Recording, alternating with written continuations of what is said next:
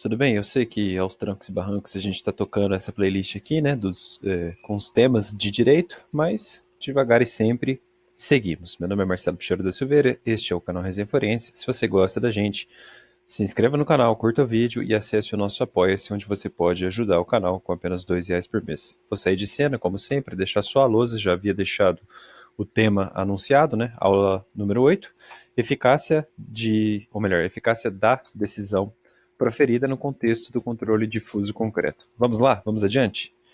Deixa eu colocar um zoom aqui, senão fica muito ruim, né? Então, aí, mais fácil para vocês. Vamos lá, meus amigos. Como se sabe, os efeitos da decisão proferida em sede de controle difuso e concreto, em sede de controle difuso e concreto, são ex tunc e inter partes. Essa é a regra. Ex tunc e interpartes.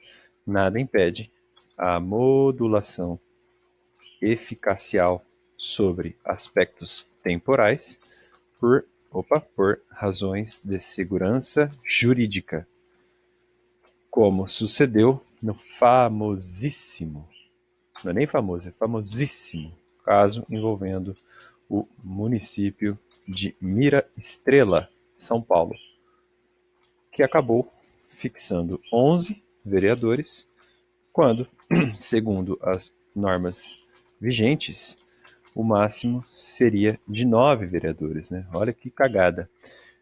E olha só, como os 11 já foram eleitos e já foram diplomados, seria absurda a decisão que pungisse efeitos, ou melhor, efeitos ex tunc, né? A regra aí seria absurda, seria ridícula, para não falar outra palavra. Sendo assim, a situação excepcional, aliás, excepcionalíssima, justificaria a modulação temporal do controle, ou seja, efeitos ex nunc, não ex tunc. E aí eu vou colocar a ementa, né? Leia-se a ementa do caso. Dessa vez eu não vou ficar redigindo, não. Vou copiar aqui dentro e vamos que vamos. Pode ser? Pode ser, né? Só um segundinho. Tá aí a ementa. Mas, Marcelo, você perde tempo formatando? Sim, porque depois esse material fica para vocês. Ah, entendi, Marcelo. Então eu não vou mais reclamar. Ah, tá. Eu agradeço. Tá aí. Ministro Maurício Correia. Ah, Marcelo, mas demora para formatar. Acelera o vídeo aí, filho. Pronto, formatadinho, não doeu em ninguém. Vamos lá? Ó, é um RE. Recurso extraordinário. Municípios. Câmara de Vereadores. Composição autonomia municipal. Limites constitucionais. Número de vereadores proporcional à população. Constituição Federal, artigo 29, inciso 4. Aplicação de critério aritmético rígido. Invocação dos princípios da isonomia e da razoabilidade. Incompatibilidade entre a população e o número de vereadores. Inconstitucionalidade. O I estava minúsculo aqui, vou até corrigir no material que fica lá na academia. Inconstitucionalidade, portanto. Incidenter tantum da norma municipal. Efeitos para o futuro. Situação excepcional. Item 1 da emenda. O artigo 29, inciso 4 da Constituição Federal exige que o número de vereadores seja proporcional à população dos municípios. Aliás, aqui tem uma vírgula, né? Pelo amor de Deus. Se na emenda estava errado, eu não consigo. Dói meu olho. Exige que o número de vereadores seja proporcional à população dos municípios, observados os limites mínimos e máximos fixados pelas alíneas A, B e C. Deixar o critério do legislador municipal o estabelecimento, ou melhor, deixar a critério do legislador municipal o estabelecimento da composição das câmaras municipais com observância apenas dos limites máximos e mínimos do preceito, Constituição Federal, artigo 29, é tomar sem sentido a previsão constitucional expressa da proporcionalidade. Item 3. Situação real e contemporânea em que os municípios menos populosos têm mais vereadores do que outros com números de habitantes várias vezes maior. Casos em que a falta de um parâmetro matemático rígido que delimite a ação dos legislativos municipais implica evidente afronta ao postulado da isonomia. Princípio da razoabilidade. Restrição legislativa. A aprovação de norma municipal que estabelece a composição da Câmara de Vereadores sem observância da relação cogente de proporção com a respectiva população configura excesso do poder de legislar, não encontrando eco no sistema constitucional vigente. Item 5. Parâmetro aritmético, que atende ao comando expresso na Constituição Federal, sem que a proporcionalidade reclamada traduza qualquer afronta aos demais princípios constitucionais e nem resulte formas estranhas e distantes da realidade dos municípios brasileiros, atendimento aos postulados da moralidade, impessoalidade e economicidade dos atos administrativos. Constituição Federal, artigo 37. Fronteiras da autonomia municipal impostas pela própria Carta da República, que admite a proporcionalidade da representação política em face do número de habitantes, orientação que se confirma e se reitera segundo o modelo de composição da Câmara dos Deputados e das Assembleias Legislativas. Constituição Federal, artigos 27 e 45, parágrafo 1º. Inconstitucionalidade incidente tantum da lei local que fixou em 11 o número de vereadores, dado que sua população de pouco mais de 2.600 habitantes somente comporta 9 representantes. Efeitos, olha aí a modulação dos efeitos, ó. Princípio da segurança jurídica, situação excepcional em que a declaração de nulidade, com seus efeitos normais ex tunc, resultaria grave ameaça a todo o sistema legislativo vigente. Prevalência do interesse público para assegurar, em caráter de exceção, efeitos pró-futuro à declaração incidental de inconstitucionalidade, RE conhecido em parte provido. Então, esse caso é muito famoso, ó, maio de 2004. Vamos dar sequência, então? Havia debate relativamente acalorado a respeito do que se costuma denominar-se abstrativização do controle difuso, no caso do recurso extraordinário,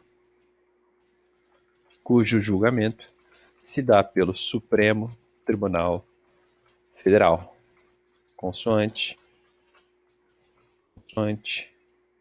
artigo 102, inciso 3 da Constituição da República. Ora, trata-se de tutela recursal vocacionada ao controle difuso no STF. A partir da emenda constitucional número 45 de 2004, o recurso extraordinário, famoso RE, passou a exigir o requisito da repercussão geral, requisito de admissibilidade. Vamos colocar assim, ó, filtro de admissibilidade recursal, que para Gilmar Ferreira Mendes acabou, filtro de admissibilidade recursal, que para Gilmar Ferreira Mendes acabou levando em si um desígnio dualizado. Número 1. O de assegurar que ações sobre questões constitucionais incidentais, o de assegurar que ações sobre questões constitucionais incidentais que, por sua irrelevância, não devem ser analisadas. Opa, bati o Z aqui, tá errado. Analisadas com S, claro, pelo Supremo Tribunal. Por sua relevância, não devem ser analisadas pelo Supremo Tribunal. Efetivamente, não sejam admitidas nesse tribunal e alcancem um término mais rápido. Então, não é tudo que tem que subir, né? E 2. O de propiciar o desafogamento do tribunal dos... O que o Word marcou aqui? Desafogamento, tá certo. O Word não reconheceu.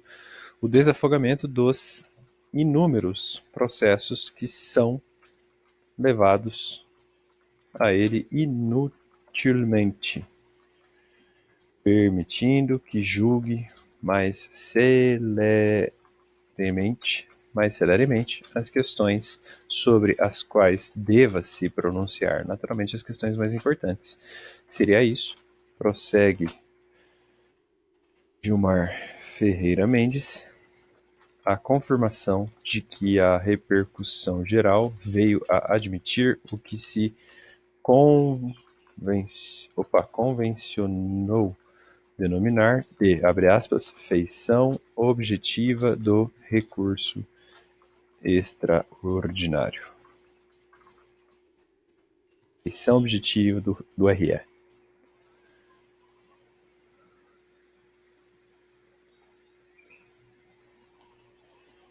Em linha de raciocínio parecida, linha de raciocínio, eu bati errado aqui, gente. Em linha de raciocínio parecida, Luiz Guilherme Marinoni e Daniel Mitidiero, citando Melvin Eisenberg, reconhecem duas funções primordiais dos tribunais. Abre aspas. Então, Marinoni e Mitidiero, citando Melvin Eisenberg, reconhecem duas funções primordiais aos tribunais. 1. Resolver controvérsias, resolution of disputes, e 2. Enriquecer o estoque de normas jurídicas, enrichment of the supply of legal rules. Aqui está errado. Supply, 2 P's, não 2 L's. Enrichment of the supply of legal rules. Fecha aspas. Entrelaçando essa segunda função ao Supremo Tribunal Federal. E olha só, essa forma de pensar, dizem, desta vez embasados em, ou melhor, por André Tunk, essa forma de pensar perfaz o pensamento jurídico contemporâneo. Forma de pensar perfaz o pensamento jurídico contemporâneo que se inclina, abre aspas, firmemente nesse sentido. Ao que parece, na linha de pensar agora só do Luiz Guilherme Marinoni, essa tarefa também deveria se destinar ao Superior Tribunal de Justiça. Ele vem escrevendo nesse sentido, né? Já faz algum tempo. No mínimo desde 2011, 2012, o Marinoni já fala disso. Embora este não seja o foco deste trabalho. No texto acima referenciado, mais uma vez citando, Gilmar Ferreira Mendes, noticia que a aplicação deste requisito no juízo de admissibilidade do recurso extraordinário, a repercussão geral, acabou por significar, no ano de 2008, uma redução de 41,9% dos processos no STF. Sendo assim, abre aspas, dessa vez, pessoal, não vou transcrever não, vou jogar aqui dentro e vamos que vamos. Sendo assim, escreve Gilmar Mendes o seguinte, sendo assim, na medida em que contribui para reduzir o número de processos que chegam à Corte e para limitar o objeto dos julgamentos a questões constitucionais de índole objetiva, a nova exigência da repercussão geral no recurso extraordinário abre promissoras perspectivas para a jurisdição constitucional no Brasil, especialmente quanto à assunção pelo Supremo Tribunal Federal do típico papel de verdadeiro tribunal constitucional. Evidentes, portanto, os benefícios deste instituto para a celeridade e efetividade da justiça e, consequentemente, para o fomento da segurança jurídica no Brasil. É uma pena que o Supremo não se preste a tamanho papel, não é? César Peluso,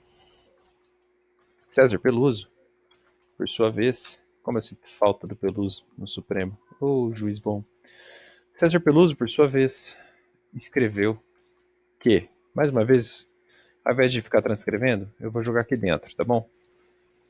Vamos lá, vai ficar mais fácil. A gente não perde muito tempo assim. Vamos lá, ó. Peluso, por sua vez, escreveu que o Instituto da Repercussão Geral tem o propósito de assegurar que a Corte Suprema Brasileira, desafogada dos mais de 100 mil recursos que lhe eram dirigidos anualmente, possa debruçar-se com mais acuidade sobre os casos de reconhecido impacto sobre a sociedade como um todo. Sendo assim, a repercussão geral constituiu uma alteração significativa no recurso extraordinário, sendo ele um filtro preliminar sob a clara inspiração do Right of Certiorari norte-americano, alguns falam certiorari mesmo, como requisito prévio que separa, por juízo discricionário e irrecorrível do Supremo Tribunal Federal, as causas constitucionais relevantes que merecerão análise da Corte e as demais ações constitucionais que, por serem destituídas da repercussão geral, serão indeferidas liminarmente e não terão mérito analisado. Tudo o que se disse acima reforçou a discussão a respeito do controle difuso operado pelo STF em sede de recurso extraordinário. A pergunta que se fazia, né, ou que se passou a fazer foi: faria sentido um recurso dotado de repercussão geral, né, tem esse filtro, com eficácia decisional meramente interpartes? Uma contradição, né? O questionamento levou Luiz Guilherme Marinoni a afirmar que, abre aspas, uma decisão de questão constitucional dotada de repercussão geral com efeitos não vinculantes constitui contradição em termos, né? Tem repercussão geral, mas é só para as partes. Então fica estranho, né? A gente não vai levar isso a sério. Vejam, a estrutura original da Constituição da República tinha, e na verdade tem, aqui uma crítica minha, um procedimento específico para a eficácia erga omnes da decisão de controle concreto do Supremo Tribunal Federal.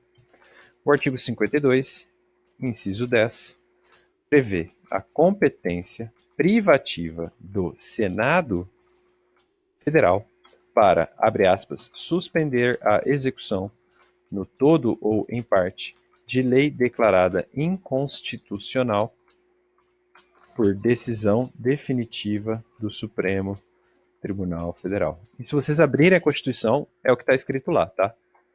Infelizmente, o Supremo parece que gosta de não ler a Constituição da República. Vocês vão entender por quê. Como sempre, né? Não me surpreende mais. Conforme. E ele que é o baluarte da democracia, né? Como ele gosta de se colocar. Conforme Ana Cândida da Cunha Ferraz, desde a introdução desta norma no cenário constitucional do Brasil, várias teses foram formadas a respeito da natureza jurídica e do alcance do papel do Senado neste caso. Eu vou trazer esse resumo da Ana Cândida da Cunha Ferraz. Olha aí, ó. Primeira corrente. A função senatorial seria a de mera publicidade da decisão do STF, como defenderam Lúcio Bittencourt e Pedro Chaves.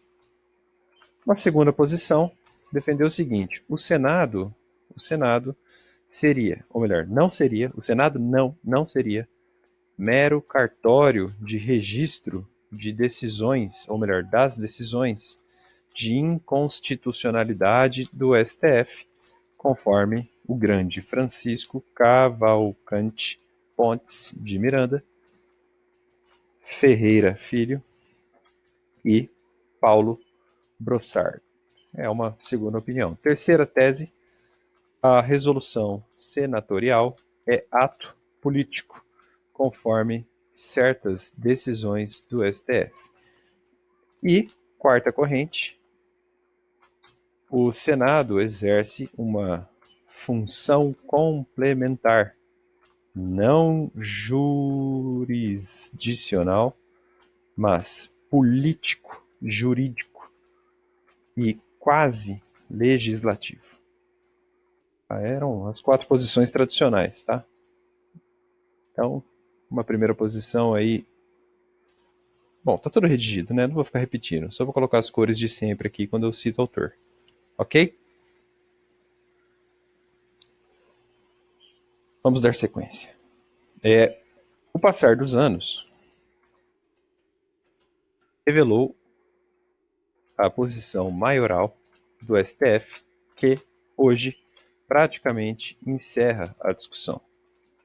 Seria necessário proceder com uma releitura, entre aspas, do texto constitucional, impondo-se, na prática, uma mutação constitucional. Isso aqui é o seguinte, eu não gosto do texto constitucional e eu vou ler do jeito que eu quero, tá? É isso mesmo, tá? Um absurdo. A visão merece críticas. Por quê? Na realidade, trata-se de interpretação que, extrapolando as balizas textuais, simplesmente emenda a Constituição com base numa vontade, numa criatividade hermenêutica. É claro que isto viria de quem? Daquele órgão que se diz superdemocrático, né? O Supremo Tribunal Federal. Ora, a mutação do artigo 52(10) rompe completamente, aqui é uma citação, rompe completamente, a mutação do 52(10) rompe completamente o sentido da norma. Gente, eu vou copiar, vai ficar mais fácil. Rompe completamente o sentido da norma. Aqui é uma crítica, tá? Deixa eu colocar aqui.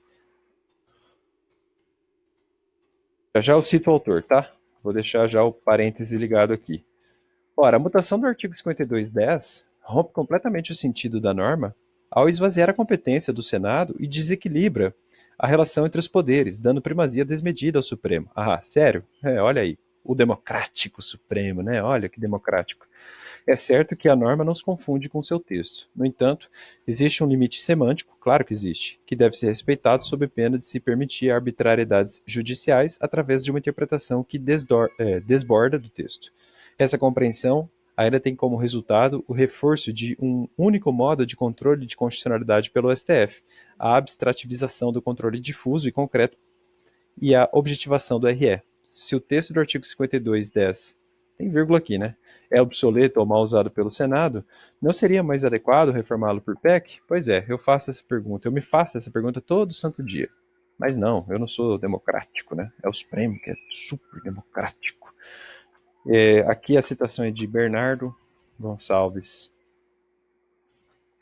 Fernandes e Miguel Gualano de Godoy. Nossa, a democracia corre perigo, porque existem bloggers escrevendo, criticando o governo. Nossa, que democrático esse Supremo Tribunal Federal. Muito bem. Bernardo Fernandes e Miguel Gualano de Godoy. Crítica que tem minha inteira adesão. Tá?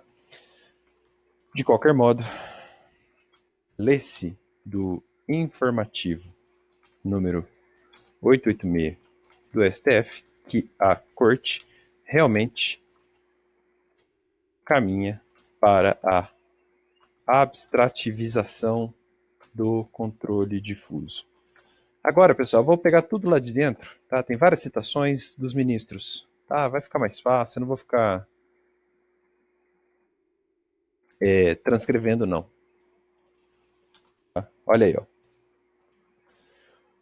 Vamos lá, o ministro Celso de Mello, que é super democrático também, né? Considerou-se estar diante de uma verdadeira mutação constitucional que expande os poderes do STF. Olha como ele é democrático. expande os poderes do STF. Deixa eu botar um destaque aqui, ó. Em tema de jurisdição constitucional. Para ele, o ministro democrático, o que se propõe é uma interpretação que confira ao Senado a possibilidade de, simplesmente, mediante publicação, divulgar a decisão do STF. Quer dizer, o Senado virou uma chancelaria do Supremo, né? Mas a eficácia vinculante resulta da decisão da Corte. Daí se estaria a reconhecer a inconstitucionalidade da própria matéria que foi objeto deste processo de controle abstrato, prevalecendo o entendimento de que a utilização do amianto, tipo crisotila e outro, ofende postulados constitucionais e, por isso, era uma causa ambiental, tá? Por isso que parece que ninguém vai entender aqui. A ministra Carmen Lúcia aduziu que o STF está caminhando para uma inovação, é só uma inovação da jurisprudência, no sentido de que no sentido de não ser mais declarado inconstitucional cada ato normativo, mas a própria matéria que nele se contém. E o ministro Edson Fachin concluiu que a declaração de inconstitucionalidade acidental opera uma preclusão consumativa da matéria. Isso evita que se caia numa discussão semicircular, progressiva e sem fim. Porque o Supremo tem que ter a última palavra mesmo, né? Ele faz questão de falar, nossa, eu tenho que ter a última palavra nessa democracia que nos enche de orgulho, né? Ai, como é fácil ser democrático. Para quem quiser, STF, ADIM 3406, ADIM 3470, com o relatório da ministra Rosa Weber. Julgado em 29 de novembro de 2017, mas enfim, está pacificado, tá? Esse é o entendimento atual mesmo do Supremo. Para fechar, então, o encontro de hoje, mesmo com a orientação atual do STF, que parece definitiva, infelizmente, ainda há algum sentido prático na utilização de resolução pelo Senado Federal, baseado no artigo 52, inciso 10 da Constituição da República. Ai, Marcelo, mas quem é você para discordar do STF? Eu pergunto, quem é o Supremo para discordar do texto expresso disso aqui, da Constituição? Eu fico puto com isso. Desculpa, mas eu não aguento mais estudar direito, não adianta nada. Não adianta nada. A dogmática não serve mais para nada, o texto não serve mais para nada. O Supremo faz o que quiser e pronto. Esse é o problema. O decreto. Eu fico puto porque a gente fica fazendo material aqui à toa. O decreto 2346 de 1997, que, abre aspas, não adianta nada estudar direito. Esse decreto aí, que consolida normas de procedimentos a serem observadas pela ADM Pública Federal em razão de decisões judiciais, regulamentos, dispositivos legais que mencione e dá outras providências. Tá, grande coisa. Prevê que, abre aspas, as decisões do STF que fixem de forma inequívoca e definitiva a interpretação do texto constitucional deverão ser uniformemente observadas pela administração pública federal, direta e indireta, obedecidos os procedimentos estabelecidos no decreto. É o artigo 1º caput do decreto. Sendo que, abre aspas, que lá vem a citação de novo, sendo que, transitada em julgado a decisão do STF que declara a inconstitucionalidade de lei ou ato normativo em ação direta, a decisão dotada de eficácia ex tunc produzirá efeitos desde a entrada em vigor da norma declarada inconstitucional, salvo se o ato praticado com base na lei ou ato normativo inconstitucional não for mais suscetível de revisão administrativa ou judicial. Parágrafo 1º. E que, abre aspas, o disposto no parágrafo anterior, oh meu Deus, e que, abre aspas, o disposto no parágrafo anterior aplica-se igualmente à lei ou ao ato normativo que tenha sua inconstitucionalidade proferida incidentalmente pelo STF após a suspensão de sua execução pelo Senado Federal. Conclusão, sendo assim, o Senado Federal poderá fungir eficácia ex tunc ao Executivo. Ele vincularia o Executivo, que ficaria vinculado temporalmente diante de resolução senatorial. Isso sim é controle de poder, isso é Montesquieu, meus amigos. Isso é divisão de poderes. O STF está se esquecendo disso, se colocando como um baluarte da democracia. Bom, dado meu desabafo, eu encerro a aula e é isso aí. Tchau. Acho que não adianta nada estudar direito mais, né? Vocês estão vendo que não serve porcaria nenhuma dogmática. A gente fica aqui igual trouxa, estudando, ralando, para o Supremo falar que não vale. Até mais, tchau.